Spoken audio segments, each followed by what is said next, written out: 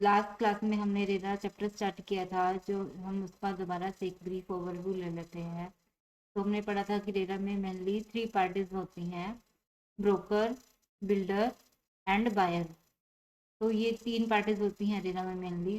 Builder जो building बनाता है, बायर जिसको फ्लैट अलॉट किया गया है, and one is broker. And this RERA act is applicable on ongoing projects, हमने ये जाना था इसके बारे में। एंड ऐसी बिल्डिंग जिसके रिस्पेक्ट में कंप्लीशन सर्टिफिकेट नहीं मिला है, तो उस पर क्या है, रेरा एक्ट एप्लीकेबल होता है। और रेरा एक्ट जो है वो कवर करता है both residential and commercial properties को। देन हमने पढ़ा था कि जब तक कि प्रमोटर रजिस्ट्रेशन नहीं ले लेता रेरा के अंडर में, तब तक वो उस फ्लैट की एडवर्टाइजमेंट नहीं कर सकता, मार्केटिंग नहीं कर सकता, बुकिंग नहीं कर सकता और उस फ्लैट को सेल नहीं कर सकता। देन हमने पढ़ा था कि कुछ प्लान में कुछ चेंजेस करने हैं, तो उसके लिए 2/3 ऑफ अलॉटेड से अप्रूवल लेना होगा। एंड इन केस अगर from the date of possession by allottee, जब अलॉटी को फ्लैट अलॉट कर दिया गया और उसके 5 साल के अंदर अंदर कोई डिफेक्ट आता है, तो प्रमोटर उसको रेक्टिफाई करवा के देगा with in 30 days। And 70% of the amount realized from the allotting must be kept in a designated account in a schedule bank to be used exclusively for the current project। 70% जो amount उसने allotted से लिया है, तो वो अलग से एक एस्क्रो अकाउंट में रखना होगा, जो कि प्रमोटर उसको पर्सनल पर्पज के लिए यूज नहीं कर सकता। इनकेस अगर प्रमोटर कोई फॉल्स रिप्रेजेंटेशन करता है और तो उसको उसके लिए रिटर्न करना होगा money along with interest, buyer को उसका रिफंड करना होगा। और रेरा एक्ट कहाँ पर एप्लीकेबल है, जहाँ पर लैंड एरिया का है मोर देन 500 स्क्वायर मीटर है और नंबर ऑफ अपार्टमेंट्स 8 से ज़्यादा है, तो वहाँ पर रेरा एक्ट एप्लीकेबल होगा।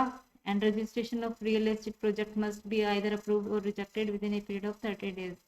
तो विद इन 30 days जो है रेरा अथॉरिटीज को या तो अप्रूव कर देगी या रिजेक्ट कर देगी। और जब प्रमोटर रजिस्ट्रेशन ले लेता है, तो उसको एक लॉगिन आईडी और पासवर्ड दिया जाता है, एंड तब वो अथॉरिटी की वेबसाइट को क्या है, एक्सेस कर सकता है।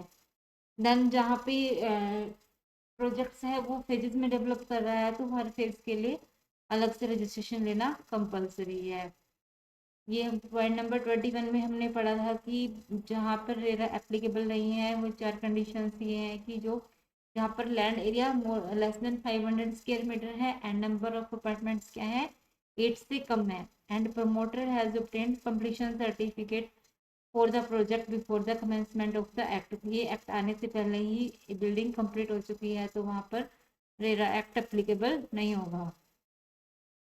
Renovation repair of the project, जहाँ पर कोई छोटा मोटा रिपेयर किया गया है बिल्डिंग पर, तो वहाँ पर रेरा एक्ट एप्लीकेबल नहीं होगा।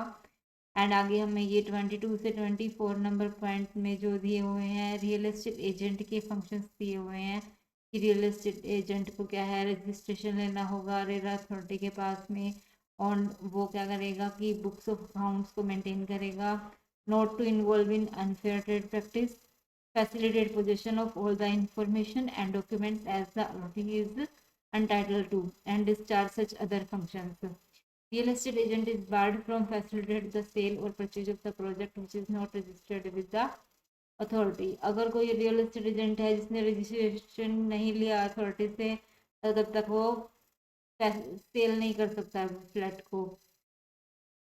ये जो पॉइंट्स दिए हुए हैं 25 to 27 हमें प्रमोटर के दिए हुए हैं। तो प्रमोटर क्या है, promoter is required to create a web page on the website of the authority to render all the required details of the proposed project for public viewing. तो प्रमोटर को क्या करना होगा, एक वेब पेज बनाना होगा RERA authority की website पर, जिसमें वो टाइम टू टाइम डिटेल्स डालता रहेगा और प्रोजेक्ट की। एंड जो ये जो दिया हुआ है, एप्लीकेशन और booking fee can not be more than 10% of the cost of apartment. जो बुकिंग फी है 10% ऑफ कॉस्ट ऑफ अपार्टमेंट से ज़्यादा नहीं हो सकती। मान लो 1 करोड़ की कॉस्ट ऑफ अपार्टमेंट है, तो 10% बुकिंग फी ही ले सकता है, उससे ज़्यादा नहीं ले सकता। तो देन अब ये जो दिए हुए हैं कि एलओटी की क्या रिस्पॉन्सिबिलिटी है, एलओटी की रिस्पॉन्सिबिलिटी है कि वो टाइम से पेमेंट करेगा, अगर टाइम से पेमेंट नहीं करेगा तो उसको विद इंटरेस्ट देना होगा। ये आगे हमें कुछ अथॉरिटीज के बारे में बताया हुआ है, ये हम आगे डिटेल में पढ़ेंगे। एंड देन ये पेनल्टीज के बारे में दिया हुआ है, इसे भी हम बाद में कवर करेंगे। तो देन अभी हम आगे चलते हैं स्कोप ऑफ रेरा पे। स्कोप ऑफ रेरा, रेरा कहाँ पर एप्लीकेबल है? RERA residential and commercial projects पर एप्लीकेबल है। एंड जो ऐसी प्रोजेक्ट्स जो ऑनगोइंग प्रोजेक्ट्स है तो वहाँ पर रेरा एप्लीकेबल है। एंड ये हमने समरी में कवर किया था कि जो मोर देन 500 स्क्वायर मीटर का लैंड है वहाँ पर रेरा एप्लीकेबल है। एंड जहाँ number of apartments more than 8 है तो रेरा एप्लीकेबल है। एंड देन गवर्नमेंट जो है ये लिमिट को कम भी कर सकती है। तो देन और ये हमने पढ़ा था, ये इम्पोर्टेंट पॉइंट है कि जब अलॉटी को पोजीशन दे दिया जाता है उसके 5 ईयर के अंदर अंदर कोई डिफेक्ट आता तो प्रमोटर उसको रेक्टिफाई करवा कर देगा विद इन 30 डेज। और सेंक्शन प्लान में कुछ चेंजेस करने हैं तो उसके लिए 2/3 ऑफ अलॉटर्स का अप्रूवल लेना कंपलसरी है। एंड अगर कोई ऐसा प्रोजेक्ट है कि जो कि फेजेस में डेवलप किया जा रहा है तो हर फेज के लिए अलग से रजिस्ट्रेशन लेना होगा। So now there is the benefits of RERA for allottees. तो अलॉटीज को क्या क्या बेनिफिट्स हैं? अगर अलॉटीज को कोई ऐसा डिफेक्ट मिलता है within 5 years from projection तो प्रमोटर उसको रेक्टिफाई करवा के देगा। And then allotee shall be entitled to refund to full refund along with interest। अगर प्रमोटर अपनी रिस्पॉन्सिबिलिटी पूरी नहीं करेगा तो वो विद इंटरेस्ट अपना अमाउंट वापस ले सकता है। RERA is applicable to all ongoing projects. ये हमने पहले भी पढ़ा था कि जो रेरा है वो ऑल ऑन गोइंग प्रोजेक्ट्स पर एप्लीकेबल है। And 70% of the receipts are required to be kept in separate escrow account, जो कि प्रमोटर अपने पर्सनल पर्पज के लिए यूज नहीं कर सकता। और promoter has to mandatory disclose every detail of the project on the website of authority. जो प्रमोटर है उसको अथॉरिटी की वेबसाइट पर डिटेल डालनी होगी प्रोजेक्ट्स की time to time. Promoter shall be penalised for fraudulent false representation. अगर promoter कोई फॉल्स रिप्रेजेंटेशन करता है तो प्रमोटर को पेनलाइज किया जा सकता है। And promoter cannot transfer or sign off his majority right and liabilities। promoter क्या है, वो अपनी majority rights and liabilities को transfer नहीं कर सकता किसी थर्ड पार्टी को जब तक कि वो 2/3 ऑफ allotments का अप्रूवल ना ले ले। ट्रांसफर और assignment shall not affect the allotment. कोई ट्रांसफर और असाइनमेंट जो उसने किया है विद द अप्रूवल ऑफ अलॉटेज तो वो उसमें जो फ्लैट की वर्किंग है वो उसके लेआउट प्लान में कोई चेंज नहीं होगा, उसी के अकॉर्डिंग काम करना होगा। Both the promoter and the allotee shall be liable for same rate of interest in case of default होता है promoter या allotee के behalf पे तो दोनों के लिए इंटरेस्ट रेट सेम रहेगा। In case of any defect in title of the property, अगर प्रॉपर्टी के टाइटल में कभी भी डिफेक्ट मिलता है allotee को तो इसके लिए जो प्रमोटर को कंपनसेशन देना होगा। और उसमें लिमिटेशन एक्ट की कोई ऐसी एप्लीकेबिलिटी नहीं है। 20 साल बाद भी कोई टाइटल में डिफेक्ट मिलता है तो प्रमोटर उस चीज के लिए रिस्पॉन्सिबल रहेगा। Authority and appellate tribunal have been established under the act for grievance redressal. Grievance को रिड्रेसल के लिए अपीलेट ट्राइब्यूनल एस्टेब्लिश किए गए हैं। और डेफिनेशंस में आते हैं अभी हम एडवर्टाइजमेंट के लिए। एडवर्टाइजमेंट क्या है कि any document describe advertisement through any medium includes any notice, circular and inviting any person to purchase the building and to make advances. So then there is just advertisement include email, WhatsApp messages. Yes, email, WhatsApp messages shall be included in definition of web advertisement. And then there is definition for agreement for sale। agreement for sale क्या है? एक ऐसा agreement जो कि promoter and allotee के बीच में हुआ है। तो प्रमोटर क्या है? Buyer. Promoter is builder, builder जो कि फ्लैट को बनाता है। एंड allotee क्या है? जिसने फ्लैट को परचेज किया है। allotee क्या है? Again definition of allotee, who has been allotted the building and does not include a rental house. अगर कोई किसी को हाउस रेंट पे दिया गया है तो उसको allotee नहीं मानेंगे। And so then there is the question is that mister A has given a portion of his building to Mr. B on rent for residential purpose। is Mr. B an allotee? No, Mr. B will not be allotee क्योंकि उनको rent पे दिया गया है। Apartment किसको बोलते हैं? Apartment is the dwelling unit, flat, showroom, premises और यूनिट। तो ये अपार्टमेंट डेफिनेशन में आते हैं। अप्रोप्रिएट गवर्नमेंट क्या है? जो अप्रोप्रिएट गवर्नमेंट है, जो 29 स्टेट्स हैं इंडिया में, ऑल ओवर इंडिया में, तो हर स्टेट में एक अलग से रेरा अथॉरिटी सेटअप की गई है, तो उसे हम अप्रोप्रिएट गवर्नमेंट के नाम से जानते हैं। तो then there is the definition of carpet area. Carpet area means क्या है? Not usable floor area. This definition is mainly important है कि इसमें क्या क्या एक्सक्लूड करेंगे, ये एमसीक्यू पर्पज से भी इम्पोर्टेंट है। इसमें क्या क्या है? 4 पॉइंट्स है मेनली जो एक्सक्लूड होंगे। External walls, service shops, balcony, veranda area, open terrace area. And inclusion क्या रहेगा इसमें? Internal partition walls of the apartment shall be included in carpet area. So then we will study about commencement certificate. क्या है commencement certificate? Is issued by the competent authority to allow or permit the promoter to begin development work को start करने के लिए जो एक certificate issue किया गया है उसे हम कमेंसमेंट सर्टिफिकेट के नाम से जानते हैं। तो कॉमन एरिया क्या है? कॉमन एरिया जैसे कि नाम से पता चल रहा है कि जो सब यूज करते हैं, जैसे लिफ्ट है, chair case, lift, lobbies, terrace, park है, जो प्ले एरिया है, जो सभी यूज करते हैं, तो ये कॉमन एरिया के अंदर में आते हैं। ओपन पार्किंग एरिया, ना पे कुछ क्वेश्चन दिए हुए हैं। Is open parking area A part of common area? Yes, community and commercial facilities to include in open in open in common area. So then there is the definition of family. Family includes husband, wife, minor son and unmarried daughter wholly dependent on a person. तो जो definition दी हुई है family की, ये RERA के according, as per RERA, ये हमें इसके अकॉर्डिंग एप्लीकेबिलिटी लेनी होगी। निशांत एक एग्जांपल दिया है, जैसे इसमें Nishant resides in rented accommodation in Delhi, अभी this wife Shipra working in MNC, his mother Sumitra. So here is his mention is his mother Sumitra, which is not mentioned in definition of family. And his daughter Tanishka, who has recently joined in a private bank, and 2 sons, Nandish studying in MCom final year, and Ravians attending school 12th standard, as per the Real Estate Regulation and Development Act 2016, who all are not includable in Nishant family. तो हम पढ़ते हैं इसके बारे में कि as per the definition of family, Nishant family will not include his mother Sumitra, क्योंकि इसमें मदर को इंक्लूड नहीं किया गया है, एंड हिज डॉटर तनिष्का, दो unmarried but not dependent on him, so she is working, so she will not be included in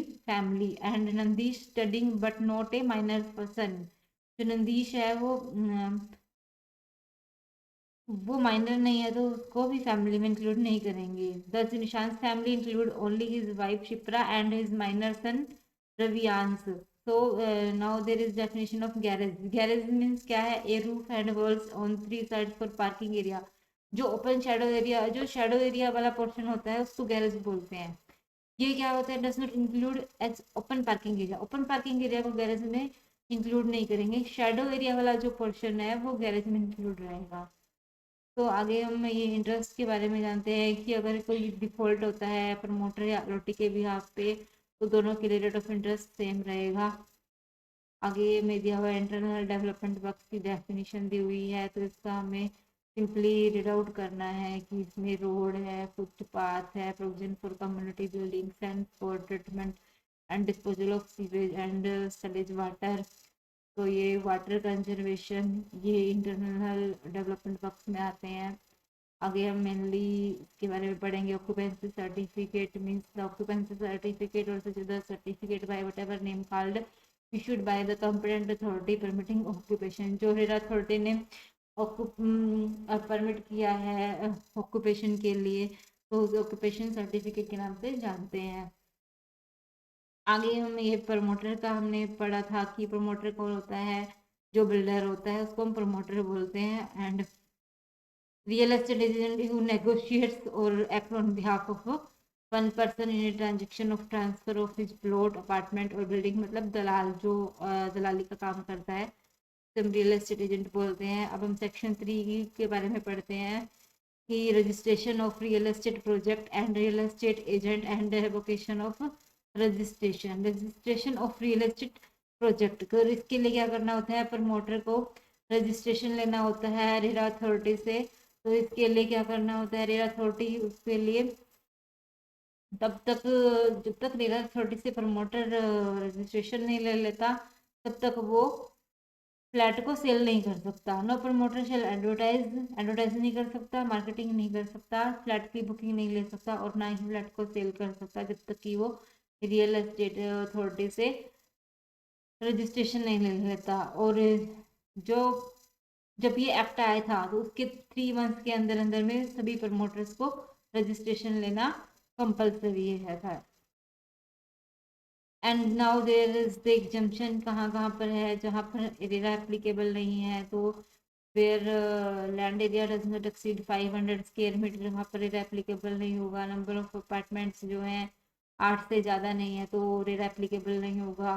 कोई ऐसी बिल्डिंग है जो रेरा एक्ट आने से पहले कंप्लीट हो चुकी है तो वहाँ पर रेरा एप्लीकेबल नहीं होगा। For the purpose of renovation और रिपेयर और रिडेवलपमेंट, जहाँ पे कोई ऐसी बिल्डिंग जो छोटा मोटा रेनोवेशन का काम चल रहा है तो वहाँ पर रेरा एप्लीकेबल नहीं होगा। Application for registration of real estate projects, तो इसके लिए क्या है, जो प्रमोटर को अप्लाई करना होगा रेरा अथॉरिटी के पास रजिस्ट्रेशन के लिए। और रेरा अथॉरिटी क्या है, विद इन 30 डेज उसके लिए अप्रूवल दे सकती है या रिजेक्शन भी दे सकती है। अगर इनकेस अगर अथॉरिटी रिजेक्शन देती है तो उसके लिए एक उसको अपॉर्चुनिटी ऑफ बीइंग हर्ड देना होगा। अरे अथॉरिटीज के लिए अपॉर्चुनिटी ऑफ बीइंग हर्ड देगी। तो promoter to make application for registration, that every promoter shall make an application to authority registration लेने के लिए। और इसमें डॉक्यूमेंट्स की जो लिस्ट दी हुई है, तो ये ओपन बुक पेपर है तो ये लिस्ट हम यहाँ से एज इट इज एक बार रीड आउट कर लेंगे। तो ये इजी लैंग्वेज में है। और जैसे a brief detail of his enterprise है, a brief detail of projects की in past 5 years, an authenticated copy of approvals, the sanction plan, the plan of development works to be excluded in proposed project, the location details of the project है, जैसे the number, type and carpet area of development है, the area of garage for sale and plot, and then the name and address of his real estate agent क्या है। एक declaration देना होगा promoter को with an affidavit कि जो title है लैंड का वो क्या है, लीगल है। एंड लैंड जो है वो सारे मॉर्टगेज से फ्री है, कोई भी लैंड पर मॉर्टगेज नहीं है। Land is free from all encumbrances. And the time period within which he undertakes to complete the project or phase where of as the case में भी। प्रमोटर्स में टाइम पीरियड मेंशन करेगा कि 5 साल में complete कर देगा या 4 साल में कंप्लीट कर देगा, वो मेंशन करेगा। एंड 70% ऑफ जो अमाउंट है वो एस्क्रो अकाउंट में रखेगा और वो पर्सनल पर्पज के लिए जो है प्रमोटर इसको यूज नहीं कर सकता। और जब प्रमोटर को अमाउंट विड्रॉ करना होगा एस्क्रो अकाउंट में से तो वो उसी प्रोपोर्शन में निकाल सकता है जितने प्रोपोर्शन में कम हुआ है। Withdraw the amount in proportion to the percentage of completion of project. और जब भी वो विड्रॉ करेगा तो उसके लिए वो एक सर्टिफाई करवाना होगा उसको इंजीनियर से या आर्किटेक्ट से करवाना होगा या चार्टर्ड अकाउंटेंट इन प्रैक्टिस। तो यहाँ पे चार्टर्ड अकाउंटेंट इन प्रैक्टिस के लिए एरिया ऑफ वर्क बढ़ जाता है क्योंकि उससे एक सर्टिफिकेशन का काम मिल जाता है चार्टर्ड अकाउंटेंट इन प्रैक्टिस को। तो ये पॉइंट मेन है। It is also provided that the promoter shall get his account audited within 6 month. जो प्रमोटर है वो अपने अकाउंट्स को ऑडिट करवाएगा within 6 month from the end of every financial year by a chartered accountant in practice. तो यहाँ पे chartered accountant in practice से हमें क्या है, प्रमोटर को रजिस्ट्रेशन लेना ऑडिट करवाना होगा with in 6 month after the end of every financial year. So then all that he shall take all the pending approvals on time from the competent authority। तो promoter को declaration देना होगी जो भी pending approval है वो time पे ले लेगा। That he has furnished such other document, जो कुछ और डॉक्यूमेंट्स हैं जो भी प्रिस्क्राइब किए जाते हैं अथॉरिटी के द्वारा तो वो भी डिटेल्स देगा उनकी। ये जो दिया हुआ है हमें आगे अभी। अब सेक्शन 5 के बारे में बताया हुआ है, ग्रांट ऑफ रजिस्ट्रेशन। तो जो अथॉरिटी है वो with in a period of 30 days या तो रजिस्ट्रेशन ग्रांट करेगी या रिजेक्ट कर देगी। रिजेक्ट करने से पहले क्या करेगी, अपॉर्चुनिटी ऑफ बीइंग हर्ड देगी उसको, प्रमोटर को। और इन केस अगर रेरा अथॉरिटी 30 डेज में कोई भी अप्रूवल या रिजेक्शन के बारे में नहीं बताती तो हम उसको क्या करेंगे, डीम्ड रजिस्ट्रेशन मान लेंगे। और then within period of 7 days जो अथॉरिटी है एक लॉगिन आईडी एंड पासवर्ड जो है प्रमोटर को देगी, जहाँ पे वो एक वेब पेज क्रिएट करेगा रेरा अथॉरिटी की वेबसाइट पे, और वहाँ पे वो डिटेल डालता रहेगा प्रोजेक्ट के बारे में। और ये जो वैलिडिटी ऑफ रजिस्ट्रेशन कब तक रहेगी, वैलिडिटी ऑफ जो रजिस्ट्रेशन है वो will be valid for a period declared by the promoter for completion of the project। यानी कि जो प्रमोटर ने पीरियड बताया है कि जब तक ये प्रोजेक्ट कंप्लीट हो जाएगा, 2 साल है या 4 साल है, तब तक ये जो रजिस्ट्रेशन है वैलिड रहेगा। Authority shell with in 30 days grant registration. तो या फिर वो अथॉरिटी इसमें लॉगिन आईडी एंड पासवर्ड देगी, तो उसको वेब पेज क्रिएट करना होता है प्रमोटर को, तो और उसमें all details of project update करनी होंगी प्रमोटर को। तो नाउ देर इज पर सेक्शन 6 एक्सटेंशन ऑफ रजिस्ट्रेशन। अगर एक्सटेंशन करना है, एक्सटेंशन क्यों करना है, मान लो प्रमोटर ने बोला था कि 2020 में ये बिल्डिंग स्टार्ट करेंगे और 2025 में कंप्लीट हो जाएगी, बट क्या हुआ कि कोविड आ गया, तो उस वजह से बिल्डिंग में कुछ प्रॉब्लम आ गई, तो हम उसको कंप्लीट नहीं कर सके। तो प्रमोटर क्या है, एक्सटेंशन ले सकता है, बट ये जो एक्सटेंशन है मैक्सिमम 1 year का ही मिलेगा, उससे ज़्यादा नहीं मिल सकता। जैसे ये लिखा है कि फोर्स मेजर, कुछ फ्लड आ गया, कुछ ऐसी ऐसी इवेंट आ गई जिसकी वजह से वो बिल्डिंग कंप्लीट नहीं हो सकी, तो उसके लिए वो एक्सटेंड करवा सकता है रजिस्ट्रेशन को, तो जो कि 1 साल से ज़्यादा नहीं हो सकता टाइम पीरियड। तो then there is revocation of registration as per section 7। Revocation कभी कर सकती है जो रेरा अथॉरिटी है, रजिस्ट्रेशन को कैंसिल कर सकती है only in the case that the authority में on receipt of complaint, authority को किसी से कंप्लेन मिली है या to your motive in that behalf or on the recommendation of the competent authority revoke the registration granted under section 5। तो जो authority है रजिस्ट्रेशन को कैंसिल कर सकती है, तो इसके लिए 4 कंडीशन मेनली देखेगी जो authority, that the promoter makes default in doing anything required. जो प्रमोटर ने कुछ डिफॉल्ट किया है तो रजिस्ट्रेशन को कैंसिल कर सकती है RERA authority. The promoter violets any of the terms और कंडीशन, जो प्रमोटर है उसने कोई ऐसी टर्म और कंडीशन को वायलेशन किया है, तो उस केस में रेरा अथॉरिटी क्या कर सकती है, उसको कैंसिल कर सकती है रजिस्ट्रेशन को। And promoter is involve in any kind of unfair practice और इरेगुलरिटीज में इन्वॉल्व है, तो फिर रेरा अथॉरिटी रेवोकेशन कर सकती है रजिस्ट्रेशन को। एंड कुछ ऐसी फ्रॉडलेंट प्रैक्टिस करी गई है प्रमोटर के बिहाफ पे, तो रेवोकेशन किया जा सकता है। Authority to give notice to the promoter before of registration. Authority revoke करने से पहले एक नोटिस देगी प्रमोटर को, तो देन कि प्रमोटर अपना पॉइंट क्लैरिफाई कर पाए। As per section the registration granted to the promoter under section 5 shall not be revoked unless the authority has given to the promoter not less than 30 days notice. एक 30 days का जो notice है वो authority उसको देगी promoter को revoke करने से पहले। Addition of further terms and conditions in the registration, कुछ ऐसी कंडीशंस है तो वो भी बाइंडिंग होगी प्रमोटर पे। And effect of revocation of registration, revocation का इफेक्ट क्या रहेगा, चल debar the promoter from accessing the website. तो प्रमोटर क्या रिवोक करने के बाद जो वेबसाइट का वो एक्सेस नहीं कर सकता, उसके बाद उसका लॉगिन आईडी जो पासवर्ड मिला था रजिस्ट्रेशन के समय, तो वो कैंसिल कर दिया जाएगा। And shall facilitate the remaining development works to be carried out in accordance with the provisions of section 8। And जो रेरा अथॉरिटी है जो बैलेंस जो वर्क है वो किसी और प्रमोटर को ट्रांसफर कर देगी। And shall direct the bank holding or the project bank account specified under section 4 two and to freeze the account.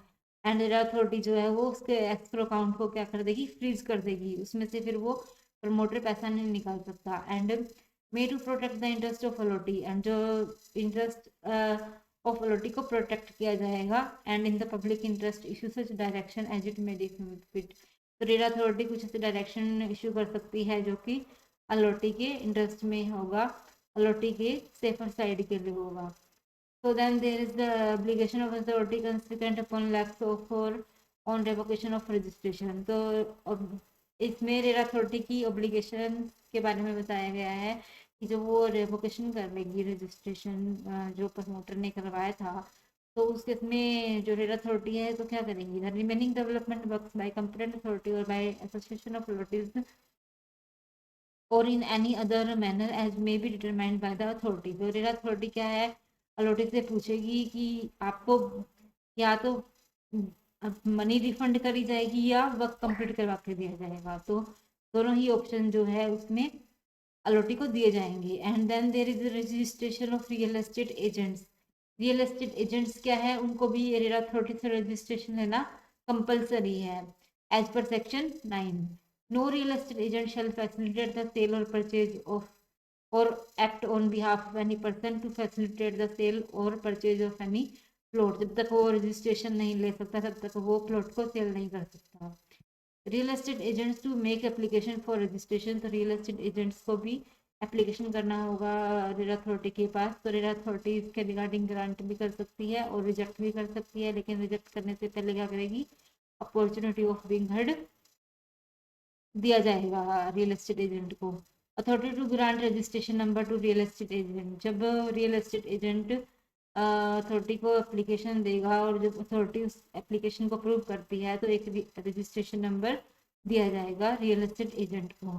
Validity of registration क्या रहेगी, shall be valid for such period as में be prescribed and shall be renewable for a period in such manner on payment of such fee. जब तक project चलता रहे, जो भी उस टाइम पे उनको प्रेस्क्राइब किया जाएगा तो वो उतने टाइम के लिए वैलिड रहेगा। ब्रीच ऑफ कंडीशन है, इन केस कोई ब्रीच ऑफ कंडीशन किया जाता है तो रेरा अथॉरिटी उस रजिस्ट्रेशन को क्या कर सकती है, कैंसिल भी कर सकती है।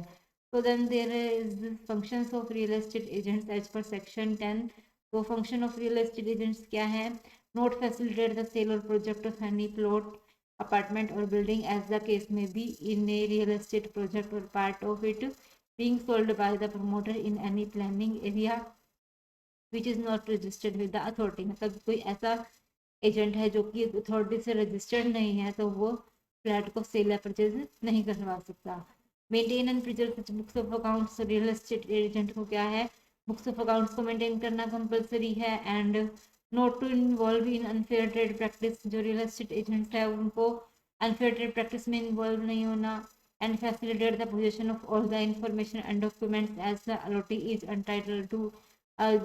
allotee को वो सारी इंफॉर्मेशन देगा रियल एस्टेट एजेंट जो भी रिक्वायर्ड है time to time and discharge such other function as में बी प्रिस्क्राइब्ड। और रियल एस्टेट एजेंट जो है वो सारे फंक्शंस करेगा जो भी टाइम टू टाइम प्रिस्क्राइब किए जाएंगे रेरा अथॉरिटी के द्वारा। तो ये हमने अभी तक सेक्शन 10 तक पढ़ा है, ये जो आगे हम पढ़ेंगे नेक्स्ट क्लास में इसकी चैप्टर को कवर करेंगे। ओके।